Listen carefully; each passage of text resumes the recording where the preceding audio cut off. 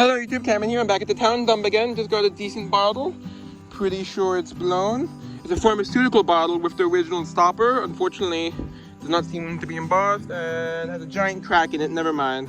It's not that good. As if I'll take it anyway, I'd say probably not, but I'll look into it more closely. I'd say at the very least I'll save the stopper. Oh well. And I'll put it to the side. Oh well. Just got an old Deco club. Unfortunately, it's all bruised and cracked up, so I'm not going to keep it. Oh well. Could have been nice. It's disappointing. Hey, just got my first good bottle. It's a Dairy milk bottle, a 5-cent one. A half pint. See if I can get it to focus. Sorry, my hands aren't great, but look at that. It's a Dairy milk bottle. Nice. Seems to have no damage. Hopefully it stays that way and doesn't develop any bruises or cracks. Hey guys, just found something cool. It's an old clock face. It's not going to survive, but I thought it'd be worth showing. Yeah, pretty cool. An old clock. It's all paper though, so it's not going to survive. Hey guys, just got a nice bottle. Has a little bit of the paper label. What's important is the embossing. Booths, high and dry gin. Nice. Hopefully it doesn't develop any bruises or cracks. It doesn't have any yet, so I have decently reasonable hopes.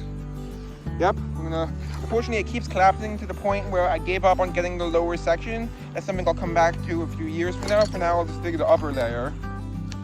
Let's get this out gently. It's not going to survive, but you can still kind of see the label. It's a telephone battery, I'm pretty sure. Let's see if we can read it. It's not going to survive. You can tell by looking at it. On the other one, it says telephone right here. It has an image here of a telephone, as you can see, a really early telephone. Look at that. It's not going to survive when I clean it up, I think. Otherwise, I would take it home. Something blue, something dry cell telephone. It's a telephone battery. Look at that. Isn't that cool? It's not going to survive, though, so I'm not even going to try to save it. Hello, here's something cool. Not worth keeping, but it's interesting enough to show. It's slick, but it has a cool label. You can see it says Scotch right there. It's all it's really readable though, but it's pretty cool. Yeah. It's a beautiful bottle, but I really don't space for stuff like this. Hey guys, just got what would have been a good bottle. Unfortunately, it's all bruised up. I might take it anyway. But it's a Farmers Co-op Milk Co. from Poughkeepsie. Yeah. Well, it's all beat up though. Hey guys, I'm back. Just got a really nice Art Deco soda. Doesn't seem to have any damage. It's a Whistle soda. For patent of 1926. Nice, and there's an A on the bottom, which I think stands for Able Bottling Works. Based on the script style. Nice, so it's local. Woo. Hey guys, look what I just found on the surface. I must have dug it up last time and somehow missed it. It's beautiful. Doesn't seem to have any real damage other than some staining. Hopefully I'm right. It says something BJ something Mullins Bottling Works, Albany. And really beautiful script. Nice. I don't know if it's blown or not. I think it's not, but it's older machine made. Nice. Whew. Hello YouTube, Cameron here, I'm back. Just got a really good find. I dug a melted one of these last week, but I finally got a whole one. Yay. Not finally, that's not fair to say because I dug it just last dig. I dug a melted one. It's really cool because it's Lewis Brothers and my last name is Lewis. So yeah, and I have brothers. It's pretty cool. Let me just find somewhere safe to put this and we'll keep digging. Hey guys, just got a good find. I'm probably gonna stop soon. It's look at this, it's a nice like cut glass salt shaker. Nice. Sorry about that, I accidentally stopped the footage. Had to resume it. Countdown time. Do something.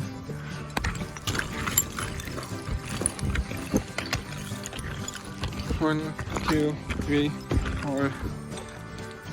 Lid here. We need a lid. One, lost track. Let's start with 1, 2, got something. Melted. 2, 3, 4, 5, got something. Slick. 1, 2, 3, 4, 5. I'm gonna feel something. Let me see if I can find it again. 6, 7, 8, 9, 10, 11, 12, 13, 14, 15, 16, 17, 18. Suck. 19, 20, 21, 22, 3, 4, 5, 6, 7. Switch hands. 8, 9, 10. I think that's where I think it's going to 36. 33, 34, 35. Okay, I'm done. Now this call to be picked up, and as soon as they get here, I'm gonna stop.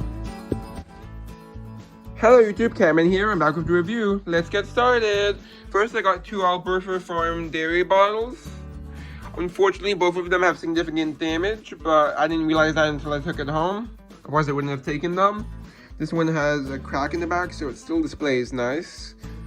And the other one's just really badly stained and has one bruise, which fell out. So, since they're local though, I'm probably not gonna throw them out. I'll probably give them away to someone.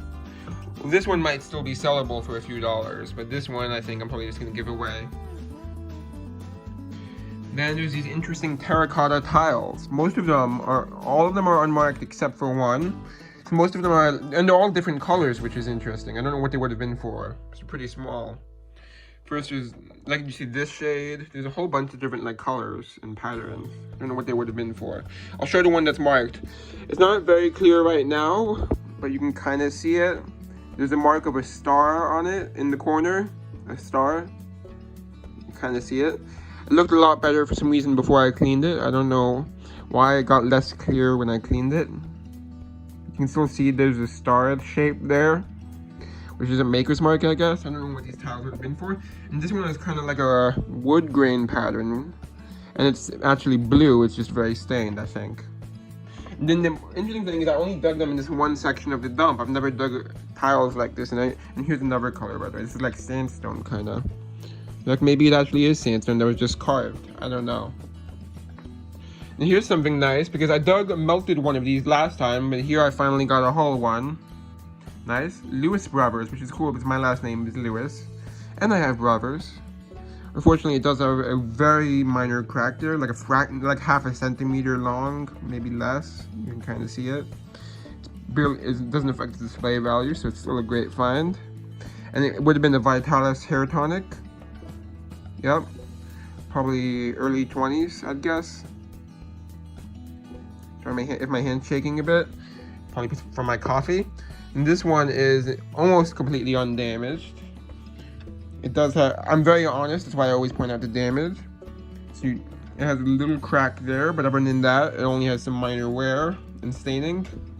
But I'm still really happy about this, because I dug a broken one. I actually dug a different version of Booth's gin the first time I dug at this dump. I dug a Booth's High and Dry gin, but the previous one I dug was a different design. But it was all cracked up, so I was hoping someday I'll dig a whole one. This one's a different design than the one I dug, actually. But it's actually probably even better, more interesting design, but pretty nice. It's English. Booth's High and Dry gin. And that's probably Prohibition era, which is cool. Yeah, nice. Then here's something interesting. It's like an electrical fence insulator, I think it's what it's called. And you see it still has the wire on it, which is cool. Unfortunately, it is bruised up though on one end. But still, I thought I'd hang it on my bunk bed where I have a lot of stuff hanging. Get the focus. Yeah. But that would be cool. I'll hang it there. And here's two of my best finds. First, doesn't seem to have any damage other than some minor wear and staining.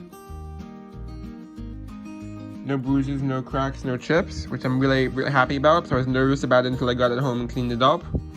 It says if I'm reading it correctly, BJE Mullen. Standard grade, and has a nice bald eagle on there. I think that's an eagle. Actually, no. Is that an eagle? I'm not so sure now I look at it more closely, but I guess it's supposed to be an eagle. Standard grade bottling works. Albany, New York. That traveled far. It is it blown in the mold? No, it's not blown in the mold, but it is earlier machine made. So it's probably late teens, early 20s. Maybe more likely late teens based on how thick the base is. probably like 19 teens. So earlier machine made. Nice. It's a beautiful bottle. I haven't researched any of this yet, so I'll have to give you updates as I go on. This one I need to clean off better, but it also has no damage other than maybe some staining on the inside. Unfortunately, I did not clean off the embossed parts well enough, so I'll have to redo that, but it will definitely come off, that dirt. I just need to clean it better. So I'll get a wipe and wipe it off. Anyway, it has a patent on it and a patent date of 1926. This is probably from sometime in the 20s. I see, definitely. The Whistle soda, which is what's called a franchise soda, which means there's different bottling works that made the soda, like individual companies, like Coca-Cola, for example, is another example of a franchise bottling works, which it still is today. But anyway, you see this script A on the bottom? That is the symbol of the Able Bottling Works, which is a local bottling works. Not the town I live in, but the one neighboring it, called Peekskill. So this is local, which is nice. A beautiful bottle too. I always loved Art Decos. Nice. Don't know how. I'm not sure if the Whistle soda is very rare, but this Whistle soda from Able Bottling Works might be. From the specific bottling works. And then I got 2 printing plates. Unfortunately, neither of them are readable, but I think once I treat them with chemicals, they may become readable. They're all crusty, as you can see, and kind of messed up looking. But they're definitely printing plates, I can tell for sure. They're not the kind of printing plates for like newspaper, the ones that would have had like a photograph on them. I know because I've dug printing plates like this before in the school dump.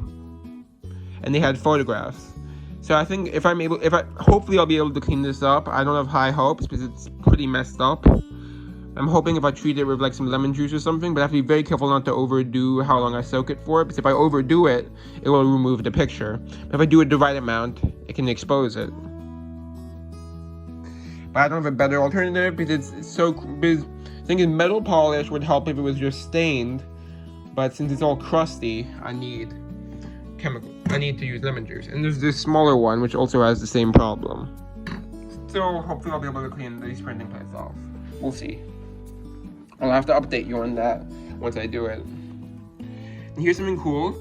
At first I wasn't going to keep it when I first found it because it has a big chip here, but then I found the matching lid, which made it worth keeping because it covers up the damage. It also lets me know what brand it is. You see it says Riker, New York. Nice. It fits perfectly. So now that it has the lid that covers up the damaged spot, so it's still worth keeping. Nice milk glass. Probably a cosmetic in the Riker drugstore. And here's something interesting. Unfortunately, it's not complete. It's a syringe, but it's only the main part, and does not have measurements on it either. Unfortunately, I did not find the plunger or the tip needle. I'm fine with not finding the needle, but it would have been nice to have it with the plunger. Oh wow, still a neat find, still worth saving. It's an older one too, I think. I think it might be blown. Sorry with my hands shaking. Too much coffee, I think. And this tiny bottle, I took it because I thought it might be the smallest cork top I've dug, but it's not. It turns out the smallest cork top I've dug is even smaller than this, by a significant amount. And this is made by, I think, Illinois Glass Company. And here's an early light bulb. It's all stained up. But anyway, as you can see, it has the point, which is a sign that it's an early light bulb. So probably pre-1920. I don't know exactly when they stopped doing the points on the light bulbs, so I can't tell you exactly. Sometime in the 1910s or 20s, or early 20s, I think, is when they switched. Be very gentle with that, because if you break one of these, it will literally explode. Because you'd be surprised, but it's still airtight after all these years, usually. So I've accidentally stepped on those light bulbs in the dumps before. And just, like, pop. Then, this one I already have in better condition, but it's a local bottle and still has a significant amount of value. It's from 1928. It's a Van Cortlandt Dairy. I've dug so many of these in this dump, it's crazy. But I still saved them. This one, it looks like I forgot to clean the inside, so I'll have to do that later. I forgot to clean the inside of the bottle. But it's a Marinello bottle. Nice milk glass. From the 1920s. Then it is nice Dairy. It does have one bruise, but other than that, there's only some staining. So it's still worth keeping, I think. It's a Dairy half pint bottle. Yeah, sorry my hand's shaking so much. I think I had to. This happens sometimes. I don't think it's just coffee. It's a medical issue I have, which has not been diagnosed yet. Or sometimes I just my hands get really shaky. It's actually not coffee. It's too shaky to just be coffee. You see it says Dairy Milk, half pint. So it's not a cream bottle, it's a milk bottle.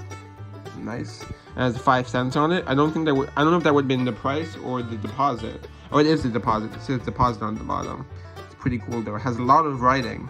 Most Dairy bottles I've seen have not had this much text. So that's cool.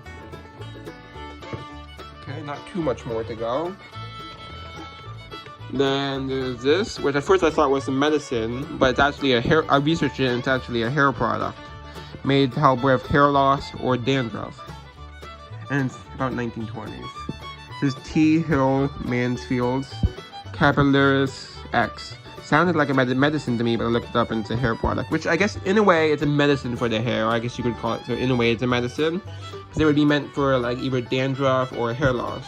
You know, I don't know if it actually worked. I'd say it definitely didn't work for hair loss because there's not really much of a cure to that even now. So I doubt it worked for hair loss, but it might have worked for dandruff because there is real treatments for that. At least today, at least in modern times there are. And here's this salt shaker. Unfortunately, it turns out to have a bad crack in it, but I might keep it anyway. Simply because it's a really nice cut glass shaker and it is ground lip. So I might keep it anyway, just because it's a really beautiful bottle. Get it to focus. But it does have a bad crack running from around here to here, which definitely the crack was already there though. I think it runs almost all the way around. So you have to be very gentle. Sorry, oh my god, my hand's shaky.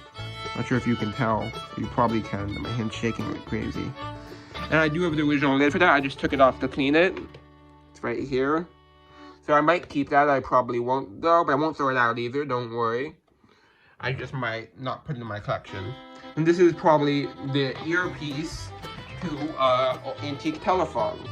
It doesn't look the same as the one I have, but you see I have an antique phone here to give you an idea of another type of earpiece.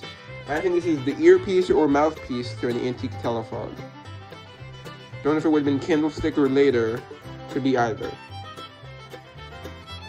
But yeah, that's the mouthpiece to an antique telephone. Here's something interesting. You may think it's just a tile, and it is broken unfortunately, so that makes it less special. But what does make it special is not the tile, but what's on the back. There's hand-done pencil writing on the back that somehow survived the dump. This was written by someone at least 94 years ago. Because the newest I find in the dump is 1929. So at least, actually, am I doing the math right?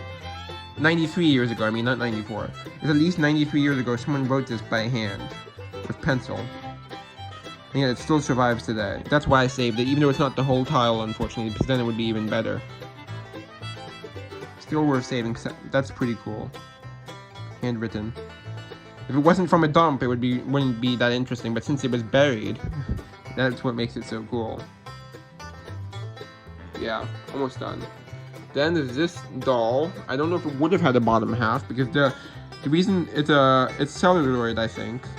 But it is definitely 1920s. It's missing the arms, unfortunately. But what I find interesting is this part on the base is so detailed. It has a design on it, which makes you think. I don't know if there would have been a bottom half, or if it would have just been made like this. I don't know. Fortunately, missing the arms, but still pretty cool. Kind of crazy looking though. Yeah. And you can tell by the hairstyle, it's definitely 1920s. And it does say Japan on the back, as you can see. So that's cool. And it still has a lot of the color in the hair and the face. Is nice. That'll have to be a bottle topper. And this is a stopper from a paper label, but not unembossed high and dry gin. Unfortunately, it's not the right color, which I didn't realize earlier. But for my high and dry gin bottle, the embossed version, I had taken it because of that. And I think that might be everything. Let me just double check. And yep, that's all. Hope you enjoyed. Bye. Thank you for watching. Time to call off this video.